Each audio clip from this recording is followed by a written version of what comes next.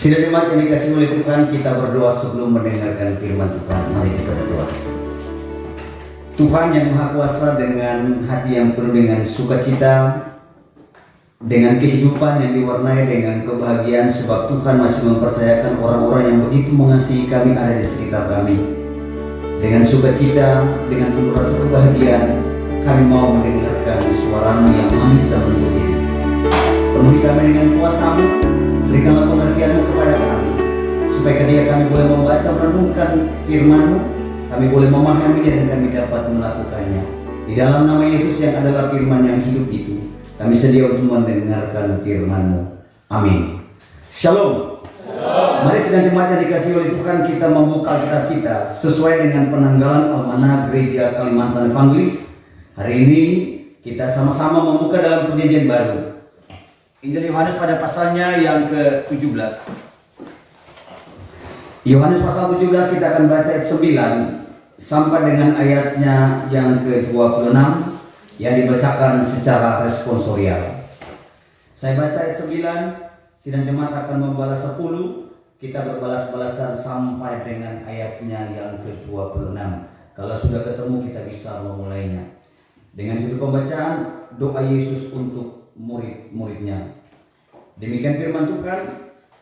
Aku berdoa untuk mereka, bukan untuk dunia aku berdoa, tetapi untuk mereka yang telah Engkau berikan kepadaku, sebab mereka adalah milik-Mu.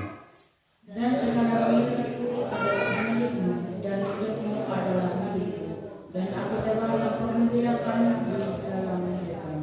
Dan aku tidak ada lagi di dalam dunia, tetapi mereka masih ada di dalam dunia.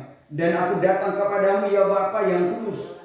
Peliharalah mereka dalam nama-Mu, yaitu nama-Mu yang telah Engkau berikan kepadaku, supaya mereka menjadi satu sama seperti kita. Selama aku bersama mereka, aku melihara mereka dalam nama-Mu, yaitu nama-Mu yang telah Engkau berikan kepadaku. Aku telah menjaga mereka, dan tidak ada seorang pun dari mereka yang binasa selain daripada dia yang telah ditentukan untuk binasa, supaya genaplah yang tertulis di dalam kitab suci. Tetapi sekarang aku datang kepadamu dan aku mengatakan semua ini, sementara aku masih ada di dalam dunia, supaya penuhlah sukacitaku di dalam diri mereka. Aku telah memberikan firman kepada mereka, dan dunia membenci mereka, karena mereka bukan dari dunia, sama seperti aku bukan dari dunia. Aku tidak meminta supaya Engkau mengambil mereka dari dunia, tetapi supaya Engkau melindungi mereka daripada yang jahat. Mereka bukan dari dunia, sama seperti aku bukan dari dunia. Kuduskanlah mereka dalam kebenaran. Firman-Mu adalah kebenaran. Sama seperti Engkau telah mengutus aku ke dalam dunia, demikian pula aku telah mengutus mereka ke dalam dunia. Dan aku menguduskan diriku bagi mereka, supaya mereka pun dikuduskan dalam kebenaran. Dan bukan untuk mereka ini saja aku berdoa, tetapi juga untuk orang-orang yang percaya kepada kebenaran mereka. Supaya mereka semua menjadi satu sama seperti Engkau, ya Bapa, di dalam aku dan aku di dalam Engkau, agar mereka juga di dalam kita, supaya dunia percaya bahwa Engkaulah yang telah mengutus aku. Dan aku telah memberikan kepada mereka kemuliaan yang Engkau berikan kepadaku, supaya mereka menjadi satu sama seperti kita adalah satu. Aku di dalam mereka dan Engkau di dalam aku, supaya mereka sempurna menjadi satu, agar dunia tahu bahwa Engkau yang telah mengutus aku, dan bahwa Engkau mengasihi mereka sama seperti Engkau mengasihi aku. Ya Bapa, aku mau supaya di mana aku berada, mereka juga berada bersama-sama dengan aku. Mereka yang telah Engkau berikan kepadaku, agar mereka memandang kemuliaan yang telah Engkau berikan kepadaku. Sebab Engkau telah mengasihi aku sebelum dunia dijadikan.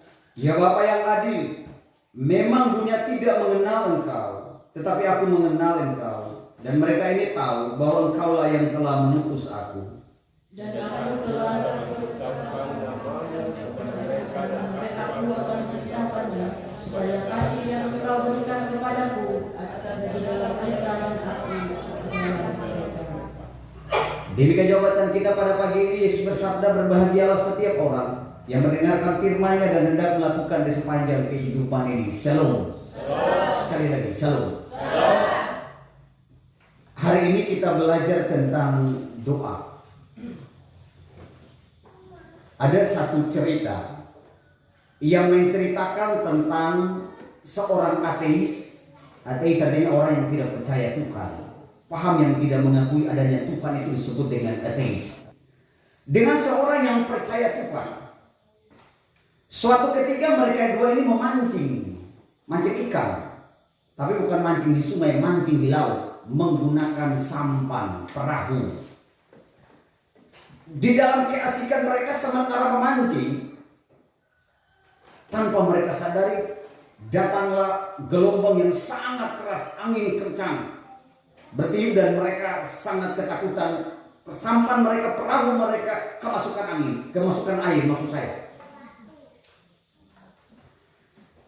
Yang percaya kepada Tuhan dia berdoa begini, Tuhan, hadirlah di tengah-tengah kami supaya kami selamat. Yang tidak percaya tuh ambil dayung itu lalu pukul kepalanya. Woi, kita dua aja sudah bertenggelam, apalagi kau suruh Tuhan tambah kita, pasti kita tenggelami. Itu yang pertama ceritanya. Cerita yang kedua, ada seorang bocah, dia bermain di bawah pohon belimbing. Lalu dia tuh ambilkan jolok itu, dia mau ambil belimbing kayak begini, nggak dapat. Lalu dia berdoa kepada Tuhan begini, Tuhan, tolong saya.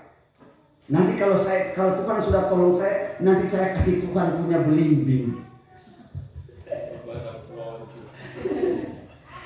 Dari dua ilustrasi ini, saudara, kita belajar. Yang pertama, di dalam situasi yang sangat mendesak, orang-orang percaya mengetahui bahwa benar-benar ada Tuhan yang hendak menolong mereka.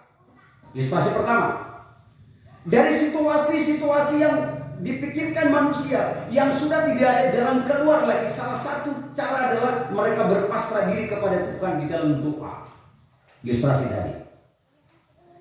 Tetapi yang kedua, ilustrasi yang kedua, orang-orang yang percaya ketika mereka boleh menemukan sesuatu, menggapai sesuatu, semacam mereka mau sombong Tuhan, nanti kalau Tuhan sudah berkenan untuk memberikan apa yang saya berikan, yang saya mau, nanti saya berikan Tuhan yang ini. Tuhan tidak bisa disogok. Doa seperti tadi itu Tuhan tidak bisa disogok. Tetapi Tuhan inginkan dari kita juga, supaya bagaimana ketika kita sudah mendapatkan apa yang kita gapai, adakah kesadaran dalam diri kita itu yang Tuhan perlu. Masih ingat khotbahnya pendeta Peter Stephen di sini ya, Mazmur 50 itu, bahwa segala sesuatu yang di dunia ini adalah kepunyaan Tuhan. Kalau Tuhan mau, tidak perlu kita minta, Tuhan tinggal ambil sendiri pun bisa. Masih ingat ya khotbah itu ya. Sekarang saudara, kita boleh melihat betapa pentingnya doa buat kita orang percaya. Saking dia penting itu, maka Yesus itu menunjukkan sebuah cara kepada para murid. Bahkan Yesus berdoa untuk para murid. Apa isi doa Yesus kepada para murid di begini? Yang pertama, Yesus tidak menginginkan supaya para murid, orang-orang yang percaya, termasuk saudara dan saya ini, jauh dari dia. Dia inginkan dari kita adalah supaya kita di dalam dia dan dia di dalam kita. Itu isi daripada doa Yesus hari ini.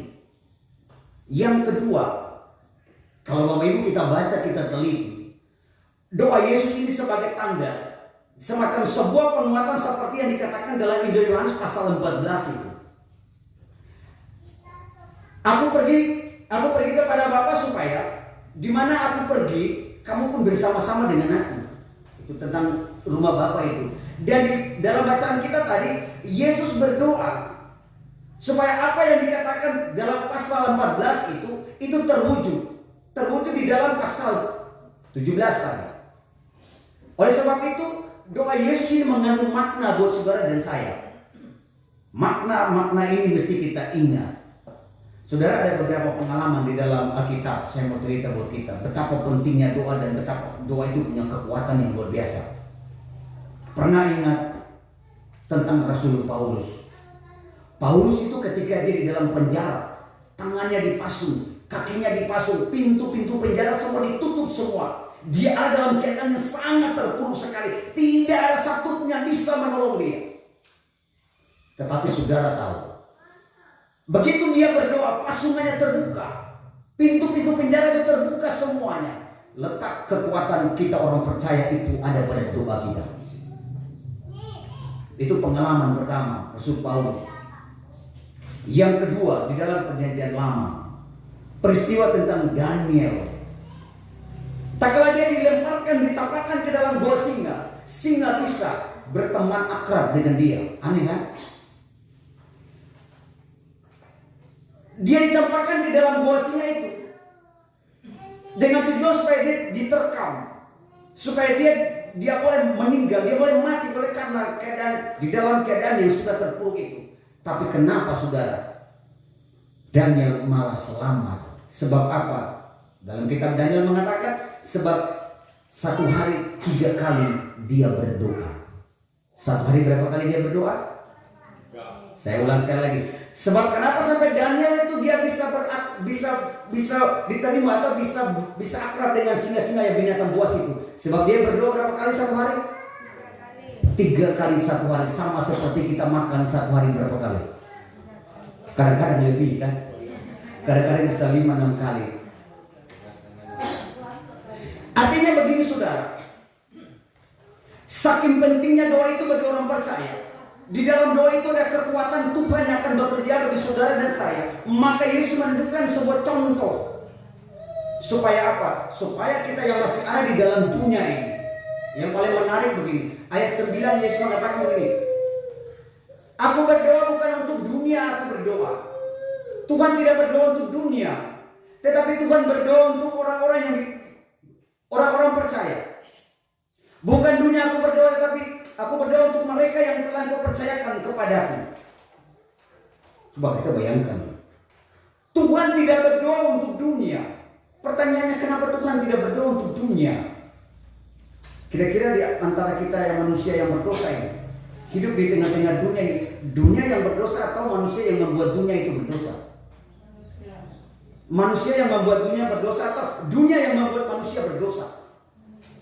Manusia yang membuat dunia yang berdosa. Oleh sebab itulah Yesus berdoa bukan untuk dunia, tetapi berdoa untuk saudara dan saya. Supaya apa? Supaya ketika kita masih ada di tengah-tengah dunia ini, kita bisa memperbaiki dunia ini. Dunia itu mau baik dan tidak tergantung pada manusia. Oleh sebab itulah Yesus berdoa untuk para murid, sekaligus memberikan contoh dalam menghadapi kenyataan hidup di tengah-tengah dunia ini. Maka kekuatan yang paling ampuh dalam hidup kita adalah DOA. Kita baca sama-sama. Kekuatan yang paling ampuh buat kita yang orang-orang percaya adalah DOA. Kita baca sama-sama. Saudara sudah berdoa sebelum datang ke sini belum? Belum? Sudah ya? Tadi malam? Kemarin? Sebelum nyandau berdoa belum? Biar nggak ada orang di sana. Berdoa cuma ingat orang. Doa untuk orang. Tetapi saudara, itu ada lagu begini loh. Pernah dengar lagu ini? Lagu begini. Saat keadaan di sekelilingku. Pernah dengar lagu itu? Coba download lagu itu, bagus loh. Jadi doa mengubah segala sesuatu. Sesuatu yang tidak mungkin untuk manusia itu bisa terjadi kalau manusia itu bisa berdoa. Tidak mungkin loh binatang buas itu bisa akrab dengan Daniel. Tidak mungkin. Itu kan pikiran manusia, tidak mungkin itu. Tidak mungkin loh pintu-pintu penjara itu bisa terbuka. Tidak mungkin loh tangan dan kaki Paulus yang dipasung itu bisa terbuka sendiri. Itu tidak mungkin sekali. Tetapi mungkin bagi Allah. Sebab apa? Ketika orang percaya itu berdoa dan berserah penuh kepada Tuhan, maka segala sesuatu yang tidak mungkin akan mungkin bagi kita.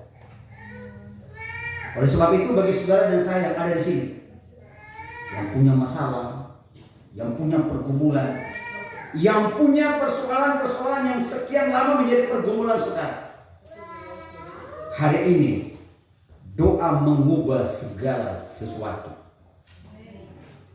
Ingat, Daniel tadi 3 kali sehari dia berdoa.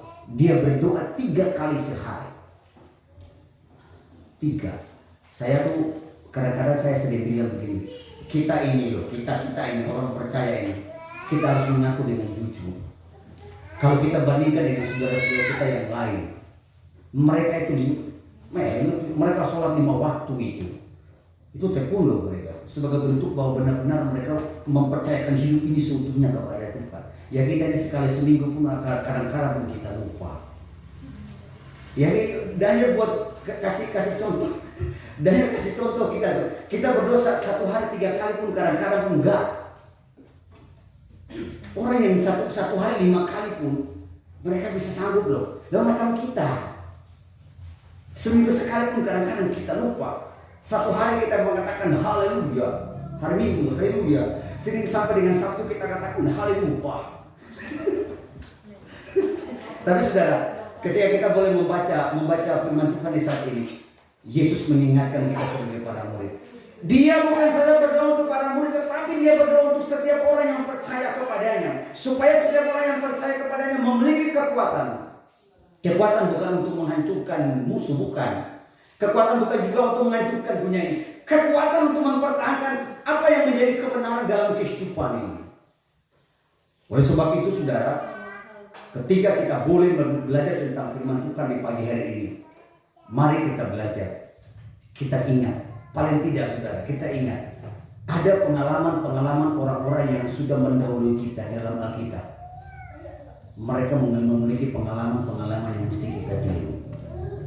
Paulus dalam keadaan yang sangat terdesak, keadaan yang sudah putus asa, dengan doa dia mampu untuk keluar dari situasi itu. Daniel dalam pengalaman-pengalaman hidup yang sudah sangat tidak ada lagi harapan, tapi dia masih justru selamat dari situ. Kenapa? Di dalam doa ada kekuatan buat kita. Amin.